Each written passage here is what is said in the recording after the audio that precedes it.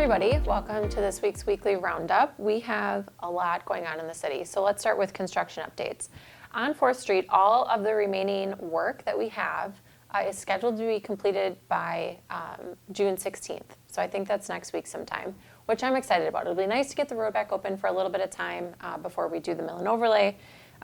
But with that in mind, starting this weekend, North 4th Street will be opened to all traffic with the exceptions of around Emerald Street and East Division Street.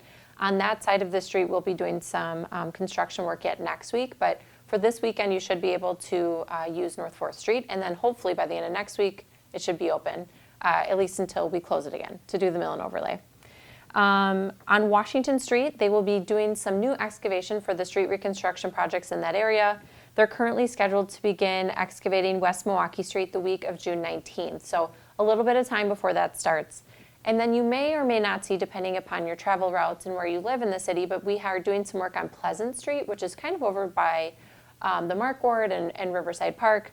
It is anticipated that the storm sewer will be installed and the street prepared for paving by June 14th. So we had some storm sewer and catch basin work we needed to do there, just with some localized flooding that happens in that area. So we're grateful that we're able to make that adjustment for the residents and for our storm sewer system, and hopefully we'll have that ready for paving by June 14th. You all have heard me talk a few times about local finance reform, and you may have heard it on the news the last couple of days. And what I'm here to say today is we have hit an incredible milestone, something so important, so much work by so many people over the course of many, many years. What this means for you, though, as a resident and a taxpayer, is we will, in the coming years, be receiving a larger portion of aid from the state. You've heard me say before, we're funded primarily in two ways: property taxes and state aids. So if we can receive an increase in that state aid allocation, it will benefit our community and lessen our dependence on the property tax, which are excellent. So if you see Senator Jagler or Representative Pinterman or anyone in the legislature for that matter, or the governor's office, please thank them and tell them how important this local finance package is. This is a once in a career thing for people in local government, and we're just thrilled to be in this position. Riverside Park wall update. So I shared an update last week about our plan for the Riverside Park walls. We have had some small modifications to that. There is an area, and we tried to update that, I think, last Friday right away. The difficult thing is I film these in the morning, and obviously things happen during the course of the day, so by the time they're posted later in the day, we have some adjustments. So if you missed the change from last week, we will be able to harvest some of the existing rock from a wall that you probably never see. So if you go by Diamond 2 and you go on the gravel road and you look to your east, there's a large incline, and there are some old walls up there. So we're going to start with those walls to harvest the stone that we need.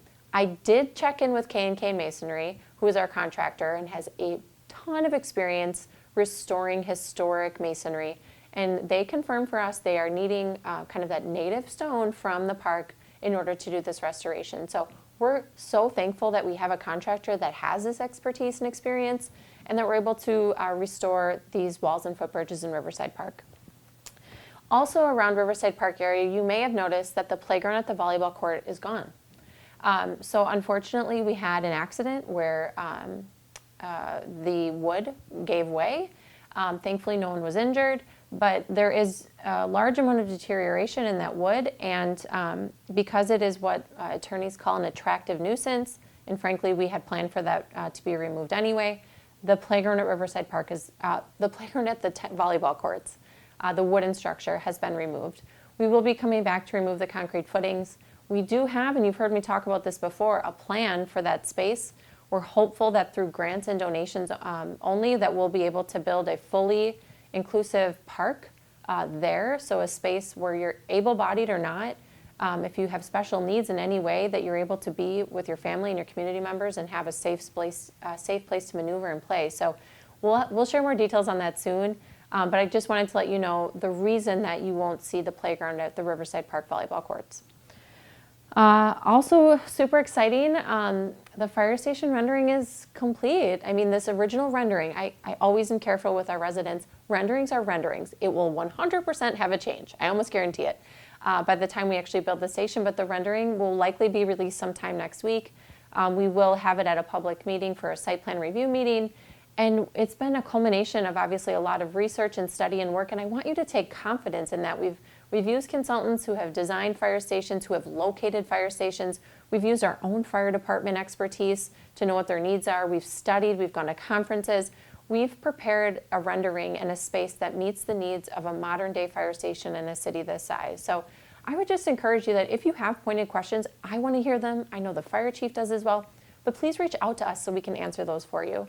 And when you see the rendering, it'll give you, I think, a really good idea of the space needs that this station actually has in comparison to the space that we are in now. So I'm excited for that rendering to finally be made public to you all, and we will chat more about that as the project progresses. Next week, there's a public hearing for future airport projects and receiving state and federal funding to support those. So if you're interested in the airport, if you are interested in the expansion or projects that may happen at the airport, you're going to want to attend the public hearing here at City Hall on Wednesday at 5:15. The Common Council selected our new Alder Person this week. We had 4 applicants and a lengthy discussion and conversation about that selection and with the applicants. And the new District 3 Alder Person is Steve Board. Mr. Board was a part of the community in a lot of ways already. So because of this appointment by the Common Council to the Common Council, we will have some vacancies on other city boards and committees that I will need to fill. So we do have a spot on our city website where you can fill out an interest form. You can message us on Facebook. We'll also put a post out as well. But please consider joining us in serving a city board or committee. You guys, the lifeguard shortage is real and it's here. We unfortunately are feeling the impact of not having enough lifeguards. We've had to shorten hours. We've had to make adjustments for lap swim and swimming lessons. So I'm going to continue to plead to you that if you are interested in the least bit to reach out to us. If there's anything that we can, in your opinion, we can be doing to make it more appealing for people to be a lifeguard, please reach out to us as well. We want to make sure that we can provide safe and open hours that accommodate the community needs and desires, but we can't do that without guards. So if you're interested, please reach out, go to our city website. And you know what else? Let's be kind to our pool staff and our lifeguards. Without them, we can't run an aquatic center. And it's stressful and there's a lot of responsibility. So please be gracious and appreciative in your time when you're at the aquatic center or our indoor pool. The Senior Center parking lot project is starting next week. So if you go to the Senior and Community Center, you're going to want to pay attention. There's detailed information on the Park and Rec Facebook page. But the long and short of it is you will not be able to use the big parking lot. Also, if you fish along that section of river, you're going to want to pay attention as well. There is parking on the north side of the building. There's parking available on the street, across the street at the health department. And then thankfully, just through great partnership with the Watertown Unified School District, they've allowed our patrons to use some of the spaces at the ESC, which is right across the street from 7-Up. So there's options for parking. It's going to be a bit of a pain, but so important to get this parking lot resurfaced. It was in pretty substantial need of repair. So watch for more information. The way to get in will be on the north and east side of the building. I wanted to provide an update on the plaza. So this is where Santa House used to park way back when. This is the area to the north of the town square. We've been doing some work on that plaza for a few years. We have bids out right now for that work to happen yet this summer to complete a ramp, some railing, and some parking lot improvements. So hopefully we'll be able to wrap up that project this year. The Cady Street Bridge rehab is planned for this summer as well. That work will start, I think, August-ish. It's later this summer. So we will be having some rehab work done on Cady Street in preparation for the Main Street Bridge reconstruction. And please know the Main Street Bridge reconstruction is a chronic topic of conversation here at the city. We have had great communications with state officials and state agencies. We continue to work at making sure that that gets done in 2024. Cart Park is back. Cart Park is a project we had a few years ago about providing equitability and accessibility to play and organized play for people who don't have access to a park. And so Cart Park is a little trailer with games inside and activities, and we move it around to all sorts of different areas of the city.